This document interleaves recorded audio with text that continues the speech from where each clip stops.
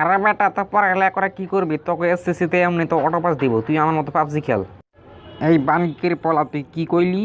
আরে বেটা কইতাছে তোকে এসএসসি তে অটো পাস দিব। হালার পর হালা, তুই যদি এই কথা আরেকবার কস তোর মায়ের শিক্ষামন্ত্রীর বাসার নিচে কবর দিব। কি কইলি? আরে বেটা তোর ভালো লাগে তো কইছিলাম।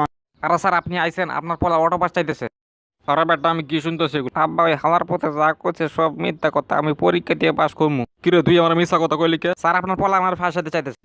Hello brother and sister, what are you করছো হিয়ার? স্যার আমরা পরীক্ষা দিলে পাস করতে পারবো না, এর লাগে আমরা সবাই অটো পাস চাই। কি কইলি পাড়ার বাচ্চা, তুই অটো পাস চাস? স্যার পরীক্ষা ফেল করলাম, আমাকে বাসায় জুতা দিয়ে পেটায়, তাই বলে তুই কি পরীক্ষা দিবি না? আরে কাকা আপনাকে স্কুলে ফেল করলে পোলা প্যান্টে কি দিয়ে পিটান? গাধার চামড়ার জুতা দিয়ে পিটাই। আরে কাকা জুতাগুলো দেখেন না। আলা ফহিননি, তোর পোলাই আবার কি পরীক্ষা দিব? তোর পোলাই তো সারা বছর বই খুললাই দেখে নাই, ওরে পরীক্ষা দেওয়ায় সারমু। দৌড় বেটা, হয়তো ফেল করবো। মাথার স্যার আর কোয়েন 100 তলার উপর থেকে ঝাঁপ দিছিল, প্রায় মরে গেছিল। পরে আমি কইছি এসএসসি তো অটো পাস দিয়ে দিছি, তারপরে জ্ঞান ফিরছে।